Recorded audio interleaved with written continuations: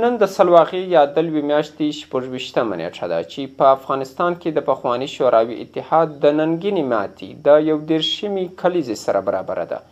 د دې ورځې په مناسبت د لویدیځې حوزې د علماو او روحانیونو شورا مشر شیخ الحدیث الحاج مولانا خداداد صالح په افغانستان کې د پخواني شوروي اتحاد مغروره او ستر طاقت سخته ماته او وتل د افغان ولس د یووالي نتیجه وبلله او خلک یووالي او ورورګلوي ته راوبلل. شیخ الحدیث الحاج مولانا خداداد صالح زیاته کړه چې د پخواني شوروي په وړاندې جهاد کې ټول ولس ان میرمن ونډه درلوده، نو په وینا د افغان ولس جهاد پایله دی هیڅ ډله په ځان پورې نه محدودوي.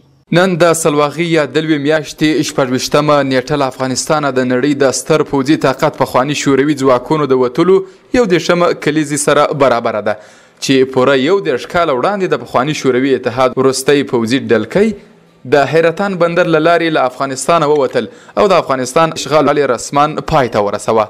د شوروي اتحاد د 31مې کلیزې د ماتې او وتلو په تړاو د لویدیځې د علماو او روحانیونو شورا مشر شیخ الحدیث الحاج مولانا خداداد صالح وویل چې په افغانستان کې د نړۍ د ستر پوځي او مادي طاقت ماته د افغان مسلمان ولس یووالی او اتحاد یاد کړ او زیاته یې کړه چې ټول افغانان باید خپل منځي ناندري پای ته ورسوي او پر ځای ورورګلوي او یووالی غوره کړي.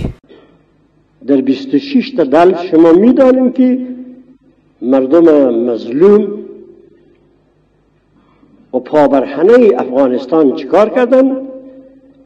یک گلپیکر شرق شکست دادن و از افغانستان رو بیرون کردن. این شما مردم کردن. او تو نیست که یک تعداد ادعا کنن که ما بودیم یا یک تعدادی که در وقت شکم مادر بودن میگن ما بودیم. واضح است در همون زمان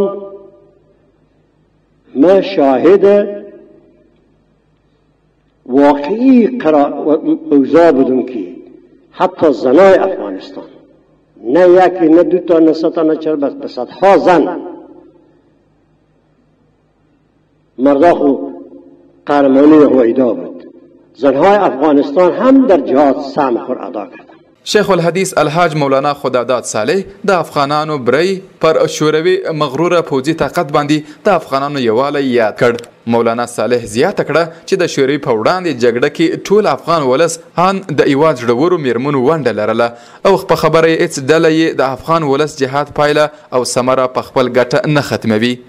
دیگران باید بدانند، دیگران هم باید بدانند که مردم مسلمان، مردم دیندار و مردم دیانتشعار افغانستان غیر از اسلام دیگر چیزی قبول نمیکنند. هیچ ابرقدرتی انشاءالله بنا به فرمایش الله جل جلاله والله متم نوره ولو کره الکافرون، هر قدر کافر بد هم ببره ناخوشم باشه خدا این دین رو تکمیل میکنه.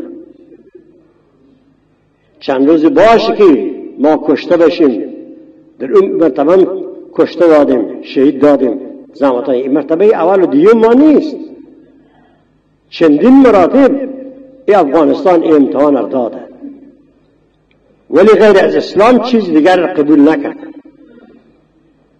حالا اگر خواسته باشند که باز به نام دموکراسی غربی خلاف اسلام ایر باز بخواهند بر سر ما تطبیق کنند، بعضی خوشخدمتی کنند، این خواب و خیال است. این در افغانستان نمیچله. در افغانستان فقط دین اسلام و مذهب حنیفی میچلد. شوروي اتحاد په 1990 میلادي کال کې د افغانستان پر مسلمان ولس یرغل وکړ چې د افغانستان د خلکو له سخت مقاومت او غبرګون سره مخ شوه. د افغان ولس دې مقاومتونه د متکبر ځواک اړ کړ چې د نه کاله اشغال وروسته افغان خاوره پرېږدي. د راپورونو له مخې په افغانستان کې د شوروي اتحاد په نه کلن شتون کې د دې اتحاد څخه باندې 15,000 عسکر ووژل شوه او په مقابل کې په میلیونونو افغانان وژل، ټپیان، بېکوره او بهرني هیوادونو ته کډوال شول.